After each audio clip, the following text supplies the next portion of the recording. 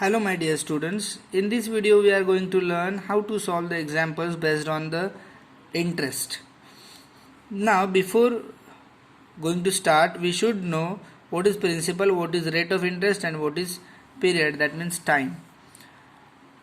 सुरुवात करण्याआधी आपल्याला प्रिन्सिपल म्हणजे काय, म्हणजे त्याला मराठीमध्ये मुद्दल असं आपण म्हणतो. रेट ऑफ इंटरेस्ट म्हणजेच व्याजाचा दर आणि पिरियड म्हणजे कालावधी, टाईम. या तीन गोष्टी इंटरेस्ट काढण्यासाठी इम्पॉर्टंट असतात. या तीन गोष्टी समजून घेऊया. प्रिन्सिपल म्हणजे जी अमाऊंट आपण देतो किंवा घेतो, म्हणजे लोन घेणं किंवा एखाद्याला लोन देणं, एखाद्या बँकेमध्ये डिपॉझिट करणं, त्याला आपण म्हणतो प्रिन्सिपल. त्या प्रिन्सिपलवर एक विशिष्ट दराने आपल्याला व्याज मिळत असतं, म्हणजे विशिष्ट पर्सेंटेजमध्ये. सो त्याला आपण म्हणतो रेट ऑफ इंटरेस्ट, जो PCPA दिलेला असतो, म्हणजे पर सेंट पर ॲनम. त्याला दशे म्हणजे दर साल दर शेकडा असं मराठीमध्ये म्हणतात. म्हणजेच प्रत्येक 100ला प्रत्येक वर्षी 9 रुपये एक्स्ट्रा मिळतात किंवा एक्स्ट्रा द्यावे लागतात. जर आपण लोन घेतलेलं असेल तर द्यावे लागतात, आणि आपण दुसऱ्याला दिलेले असतील तर आपल्याला किंवा बँकेत ठेवले असतील तर त्याच्यावर आपल्याला एवढे पैसे एक्स्ट्रा मिळतात प्रत्येक 100ला प्रत्येक वर्षी. आणि फॉर 2 इयर्स म्हणजे तो कालावधी आहे, तो तुम्ही किती दिवस ती अमाऊंट ठेवलेली आहे त्याचा. अमाऊंट म्हणजे काय? अमाऊंट म्हणजे तुमची प्रिन्सिपल अमाऊंट प्लस त्याच्यामध्ये इंटरेस्ट ॲड केला जातो, त्याला आपण म्हणतो amount. Now see the first example. If Rehana deposits 1500 rupees in the school fund at 9 PCPA for 2 years, what is the total amount she will get? Now here ही 1500 rupees deposit केले रेहानाने school फंडमध्ये.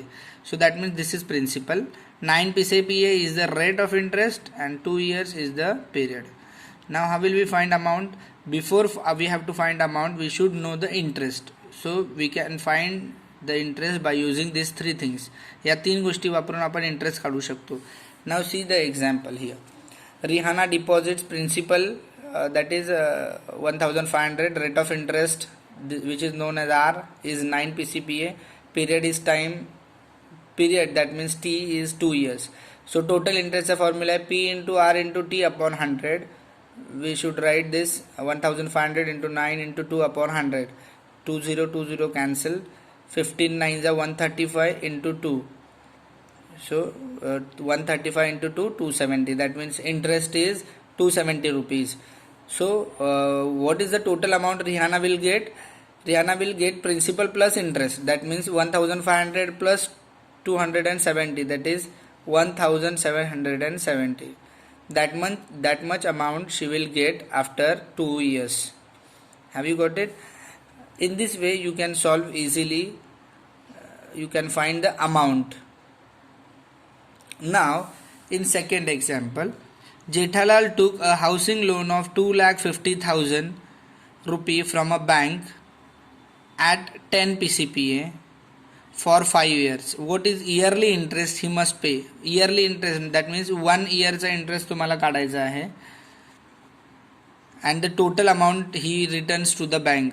Total amount ही returns to the bank म्हणजे त्याच्यामध्ये तुम्हाला 5 yearsचा interest plus त्याचा प्रिन्सिपल. टोटल अमाऊंट ही रिटर्न्स टू द बँक. आता बँकेकडून एवढं लोन घेतलं म्हणजे हे तर तो देणारच आहे, प्लस त्याच्यावर तो 5 years म्हणजे 5 वर्षाचा तो इंटरेस्ट पण देणार आहे. सो आपल्याला 5 वर्षाचा इंटरेस्ट काढायचा आहे. ओके, आणि तो प्रिन्सिपलमध्ये ॲड करून आपल्याला अमाऊंट काढायचे. सगळ्यात आधी आपण काय करूया, 5 वर्षाचा इंटरेस्टच काढूया. मग इकडे प्रिन्सिपल काय आहे 2,50,000. रेट ऑफ इंटरेस्ट आहे 10 PCPA. पिरियड आहे 5 years. इंटरेस्ट फॉर 5 years काय येणार आहे, P into R into T upon 100. So 2,50,000 into 10 into 5 upon 100. 20 cancel. 2,500 into 10 25,000 into 5. So 25,000 into 5 1,25,000. हे 5 yearsचा इंटरेस्ट आला. मग इयरली इंटरेस्ट म्हणजे 1 yearचा इंटरेस्ट किती येणार आहे, तर 5 yearsने 5ने आपण 1,25,000ला डिवाइड केलं तर 25,000 हा इयरली इंटरेस्ट आला. आता आपल्याला दुसरी गोष्ट काय विचारले की total amount he will return to the bank. How much amount he return to the bank. So total amount he return to the bank is equal to 2,50,000 म्हणजे प्रिन्सिपल प्लस इंटरेस्ट. 1,25,000 म्हणजे एकूण टोटल अमाऊंट तो किती return करणार आहे 3,75,000. 3,75,000 ही return to the bank. बघा आधी 5 इयर्सचं आपण व्याज काढलं, त्याच्यानंतर एका वर्षाचं व्याज कसं काढलं तर 5ने भागलं 5 वर्षाच्या व्याजाला, मग 1 वर्षाचं व्याज म्हणजे इंटरेस्ट मिळाला.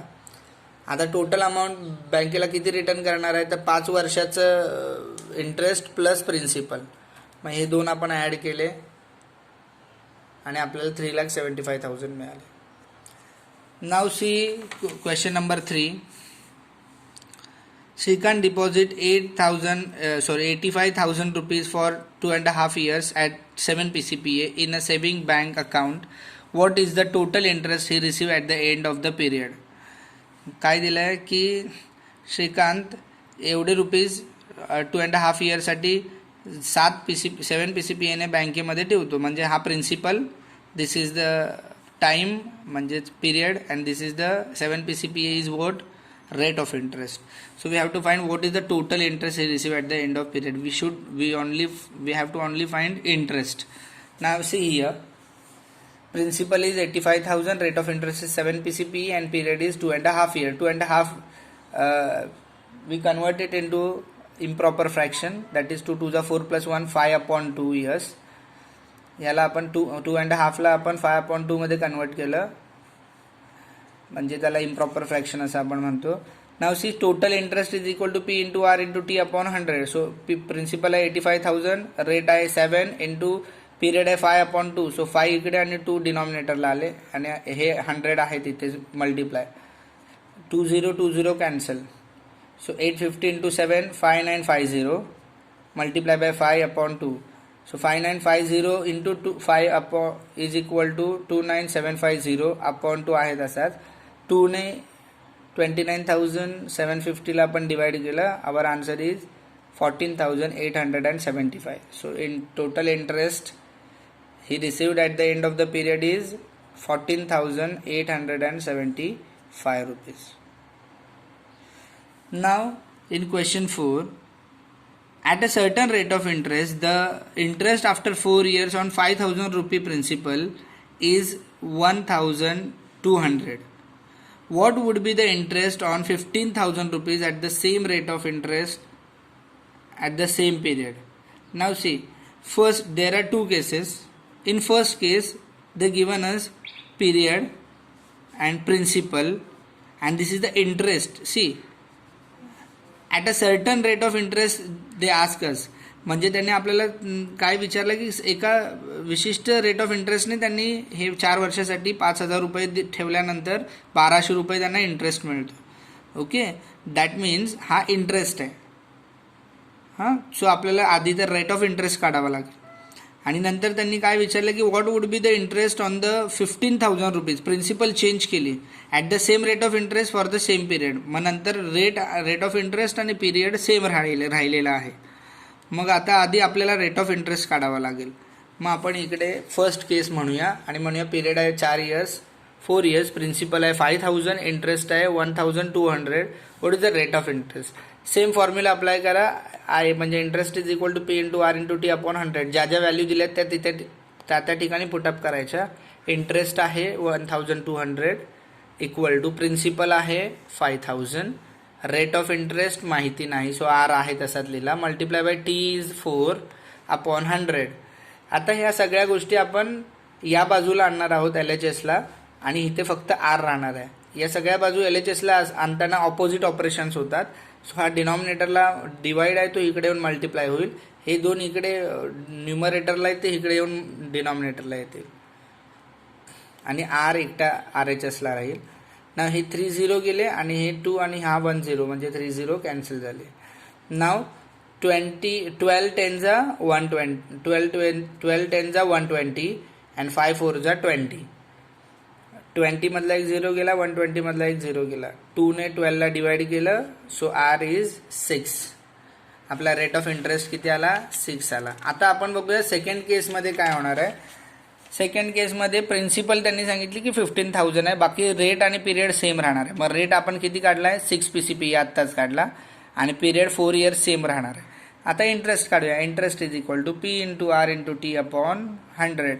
15,000 into 6 into 4 upon 100. 2 0 cancel. 150 into 6 900 into 4 3,600. Have you got it? Principal amount they given us and they tell us that period and rate of interest will be the same. मग हा पहिलाच घेतला, पहिला केसमधलाच period आणि rate of interest आहे. Now the last example. If the Pankaj deposits 1,50,000 rupees in a bank at 10 PCPA for 2 years, what is the total amount he will get from the bank? So this is the principal, rate of interest, and for 2 years is the period. Total amount we have to find, that means principal plus interest. That is why we should we have to find interest first of all. So see the example. Principal is 1,50,000, rate of interest is 10 PCPA and period is 2 years. Now interest is equal to P into R into T upon 100. 1,50,000 into 10 into 2 upon 100. 20 cancel. 1 lakh here, 1,500 into 10, 15,000 into 2, 30,000. So interest is 30,000. Now the total amount Pankaj will get from the bank is principal plus interest. That is the amount. So 1,50,000 plus 30,000, 1,80,000. So Pankaj will get from the bank 1,80,000 rupees as a total amount. Hope you all understand that all 5 examples. Thank you.